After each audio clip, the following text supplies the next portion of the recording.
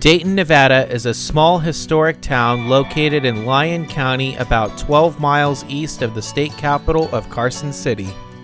It's one of the oldest settlements in Nevada and dates back to 1849 when gold was discovered in nearby canyons, which kicked off the gold rush here in Nevada and eventually led to the Comstock Lode in Virginia City.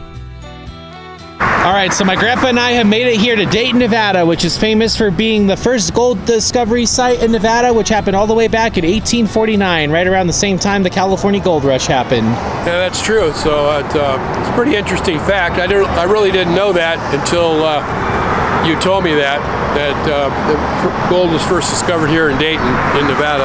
Yep. And then we're also along the Pony Express Trail right here, because the Pony Express basically follows US 50.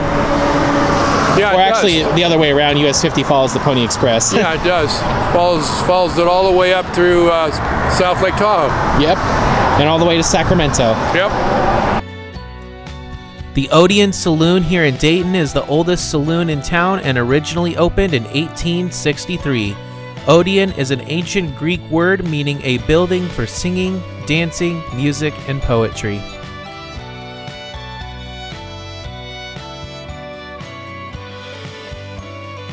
This building right here dates back to 1861 and housed the Wells Fargo Overland Stage Station and later became the Dayton Firehouse, which is manned by volunteers. The original building burned in a fire in 1867 and then was later rebuilt by 1875. Dayton was originally known as Chinatown because of the Chinese laborers who worked in the area during the mining boom. It later became an important milling center for the Comstock Lode up in Virginia City.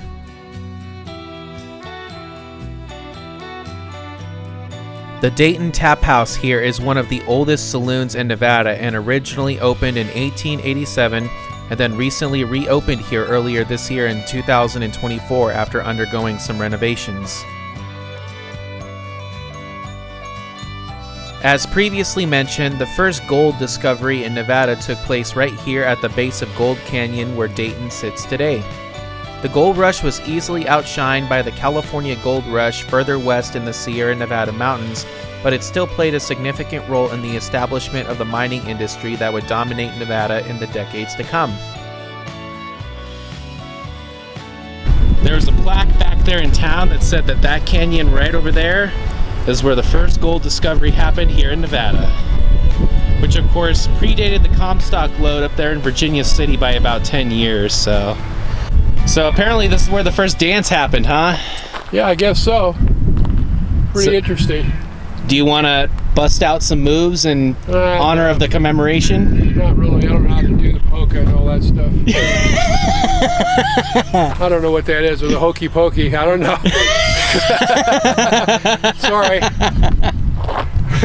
I was hoping you could do some line dancing or something, no, but I can't even do that. Dayton boasts several historic sites, including the Dayton Historic District, which is listed on the National Register of Historic Places. The district includes buildings from the 19th century, such as the Odeon Hall and the Bluestone Building, and the Dayton Historic District is located just a few blocks west of US Route 50 in Nevada, which is also known as the loneliest road in America. Hey, Grandpa, what did you think of Old Town Dayton here in Nevada? It's a pretty cute little area here. There's some nice old buildings, and this is a Pony Express stop here, so it's pretty interesting. Yep. All right, we got one more town here in Nevada to check out today before we conclude day number 2 on our Nevada road trip. Genoa, which is the first settlement in Nevada. That's right. Forgot about Genoa, yeah. Okay. You ready to go check that out before we end off the day? Let's go check it out. Genoa, Nevada is a super charming town and is actually the oldest settlement in Nevada, and it was founded in 1851. It is a small town with a lot of character and history, and it's definitely worth a visit if you're in the area. Genoa, Nevada is located about 20 miles south of the state capital of Carson City and is located in the Carson Valley right at the base of the Sierra Nevada mountain range. It is also not too far away from the city of Minden, which is the county seat of Douglas County. Genoa, Nevada was originally known as Mormon Station because it was established by Mormon traders along the California Trail.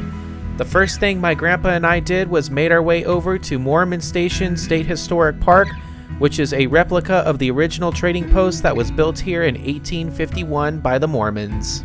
My grandpa and I spent a good hour here at the Mormon Station State Historic Park just checking out the sites and learning about all of the history of the town of Genoa, as well as learning a lot about the history of the Mormons along the California Trail. So my grandpa and I have made it to Genoa, Nevada, which is known as Nevada's oldest settlement and dates all the way back to 1851. Yeah, it's pretty nice here. Looks like there's quite a few old buildings here, so we're going to check it out. We're in a nice park right now, so... Do you know who founded Genoa? Not really. It was the Mormons. And right here, we're at the Mormon Station State Historic Monument, so... That's cool. Okay. Ready to go check it out? Yeah, let's do it. They have a lot of great information about the Pony Express, California Trail, as well as what the Mormons' journey was like on these various trails as they crossed Nevada way back in the middle of the 19th century. Briefly touched on this yesterday when we were in the Nevada State Museum in Carson City, but this graph also shows how Nevada has changed shape ever since it was created as a territory, which basically it looked like this when it was a territory, and then it got expanded to here in 1862 when it was still a territory, and then when Nevada became a state in 1864, it basically looked like this again, and then it became expanded again in 1866, and then finally the last addition to Nevada was down here in 1867. So before Nevada was even its own territory, it was part of the greater Utah territory. And as you can see right here, the entire part of the western half of the Utah territory became part of Nevada. So Utah territory lost half of its land to Nevada. Yeah, they sure did. I guess it is what it is. But then after Nevada became a state, it kept losing even more territory to Nevada. Yeah, well, they ended up getting the chunk at the bottom. They needed water, so they have the Colorado River there.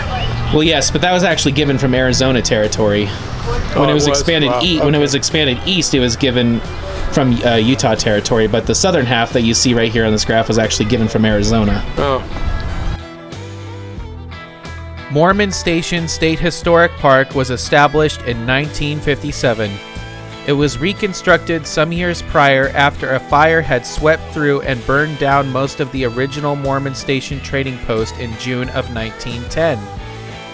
The park is completely free to visit with the exception of the museum, which we will be checking out here very soon.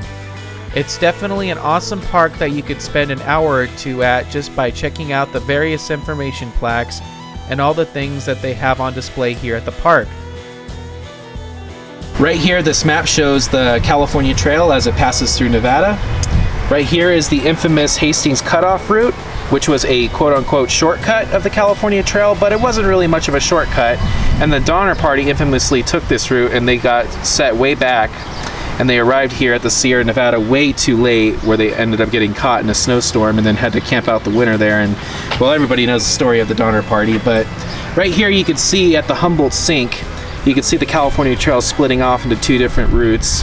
This is the Truckee route, where you would follow the Truckee River up into the Sierra Nevada, and then this route right here that we're on right now is actually the Carson River route, where you would follow the Carson River up into the mountains going that way, and then you would cross the Sierra Nevada that way. The Carson River, of course, being just outside the town, right in that direction over there.